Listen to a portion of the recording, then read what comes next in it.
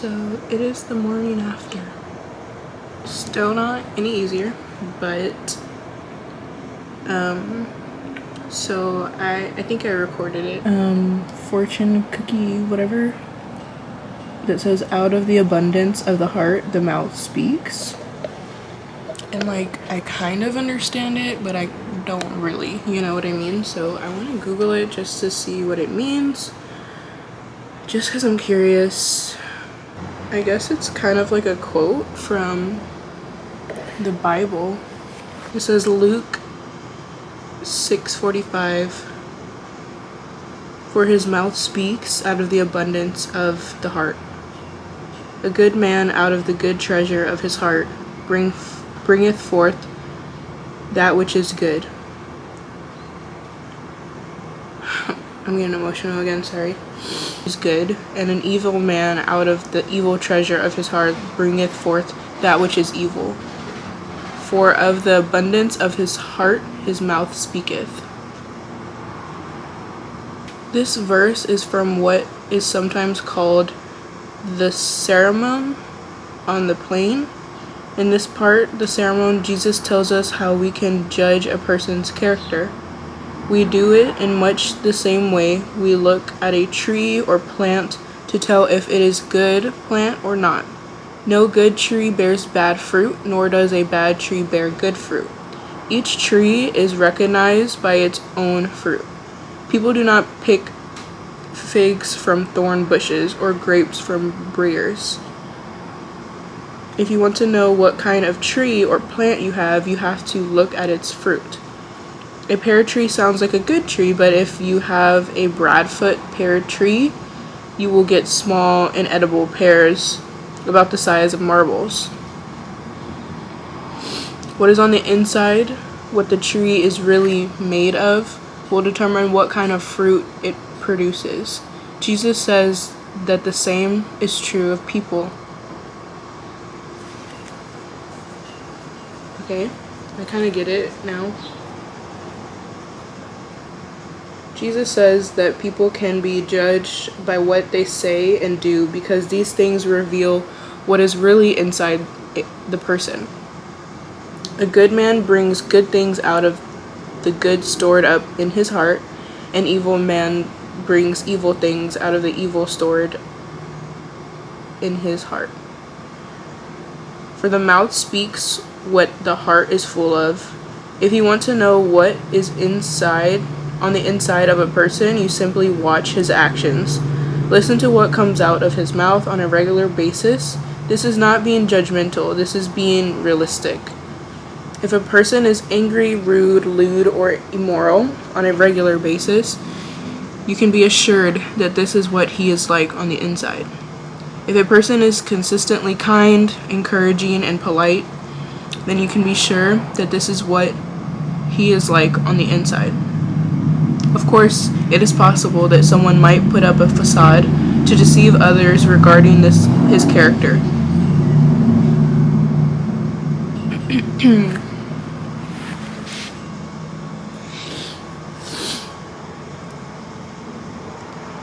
But eventually, what is inside will come out. The mouth speaks out of the abundance, the overflow of the heart. It's like really, really freaking crazy because it's just like I feel like it just ties in with everything that's been like happening, you know, like yesterday. Yeah, I'm doing better. It's just like really hard, you know, because I don't know, it's just hard for me to understand why the cat's mom would leave the kitty here by themselves. But like something my mom said to me yesterday while we were on the phone was, she said, it's hard for me to understand some things, but you know, I'm not here to understand. I got goosebumps. I'm not here to understand. I'm just here to help as much as I can, basically. And I feel like that's what I did, like I gave Angel like as much love as I would any other being. I just wanted to make sure she was warm and comfortable. And I was trying to like feed her and helping her use the bathroom. It's just like I cared about her, and if you find that like weird, or like you feel like I'm like overreacting, look, what I just read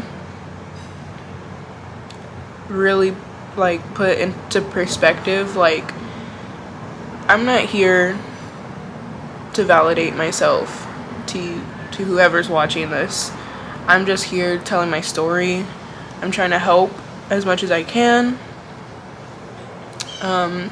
If I were to do it again, which I'm sure it will happen again, because like I said, a lot of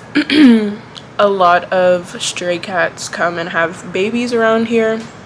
I'm always seeing it. I think I'm just actually gonna call and see if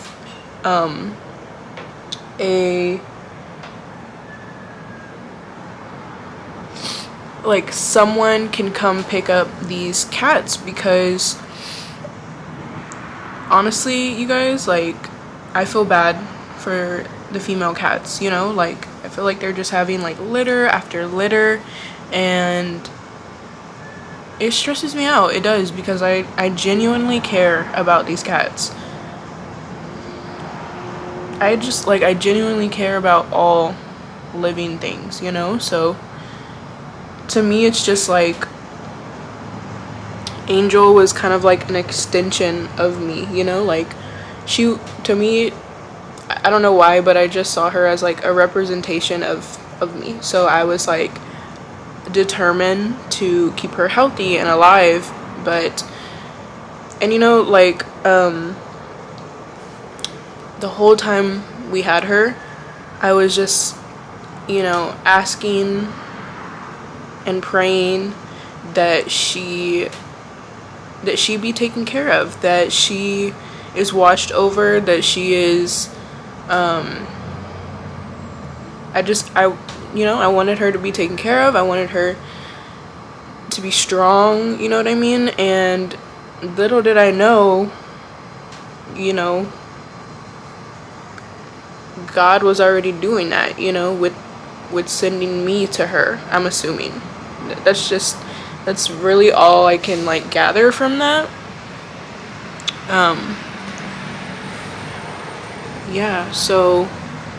Little did I know he was already taking care of her. And I'm honestly, I was like honestly messed up last night. I'm not even gonna lie. That was the first time I had I had a kitten pass away on me, but when I was like way younger, so I feel like it didn't really impact me as much, just because it was mainly my sister taking care of the cat and I was just kind of like watching. So I kind of didn't get attached to that kitten. I saw a lot of that kitten in Angel. It's like the first time a kitten has passed away like in my care.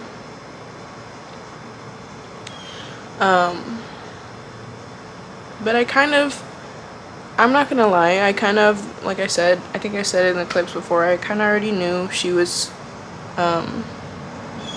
doing well, because of the feeding situation. And when you held her, she was just really, really, like, her stomach looked like she had been eating. She looked like a good sized kitten, but like when you would kind of touch her little feet, she didn't really like push back, you know. She was just very like she kind of let you do like whatever to her.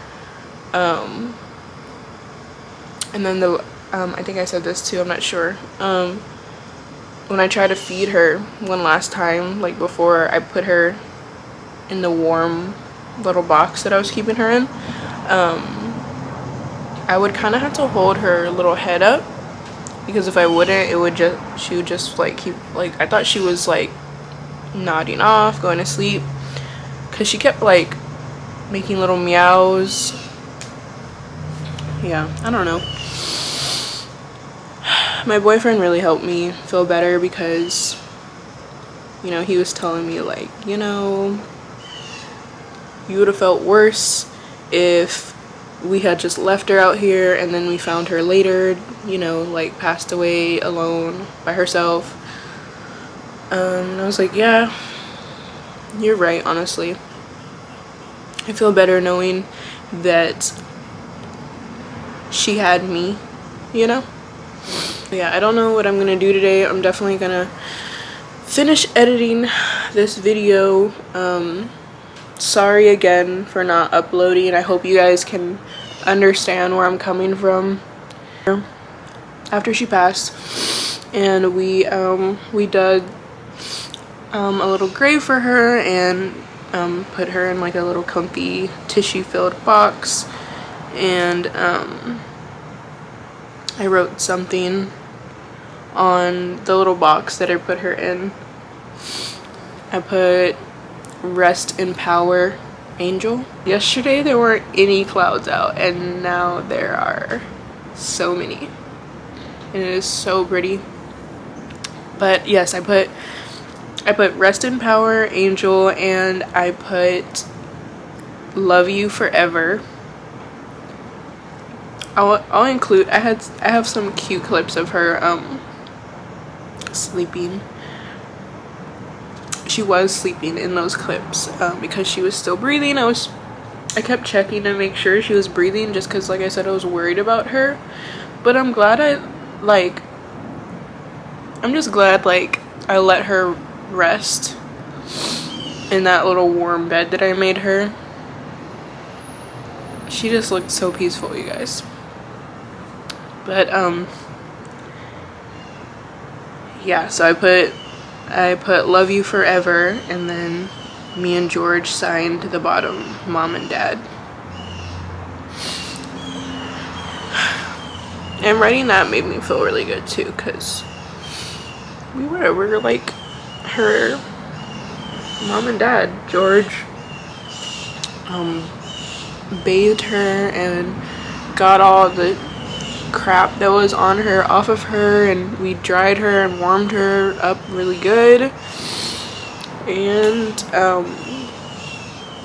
like I said, I helped her use the bathroom again, and I have this little, you guys saw it in one of my videos, I have this little teddy bear that you warm up in the microwave. I used it as like a heating pad for like cramps, but I stuck it underneath the blanket, and I put her little belly on it, and after that she like fell asleep. She wasn't, you know, she was asleep. I could tell at first she was asleep. But then, you know, she hadn't been quiet like since we found her. My battery's getting hot. And she was super quiet, so I'm glad she's at peace.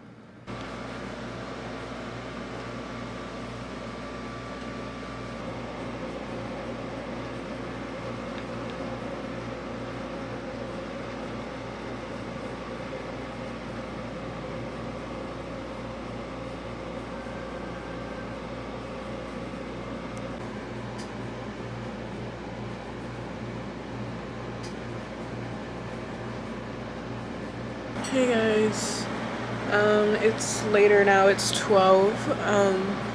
George is up and I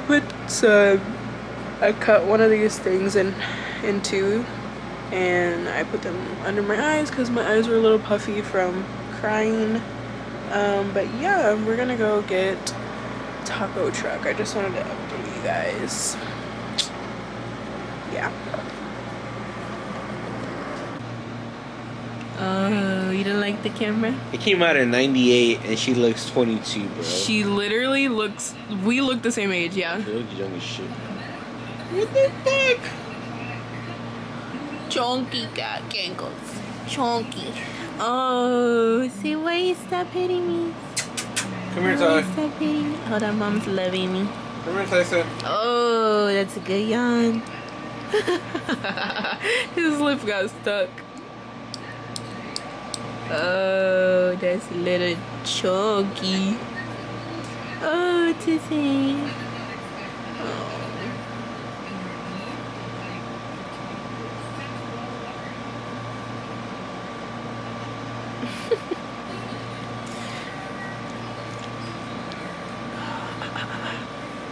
Look at these little feet. Oh, it's just a little puppies. It's a little puppies. Should we go pick up the food? Yeah. Okay.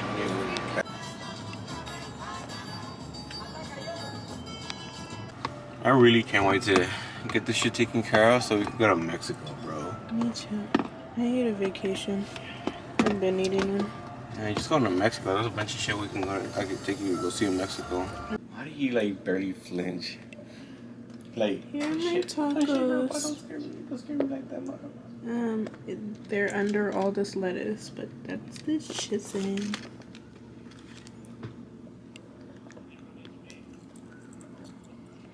Mhm.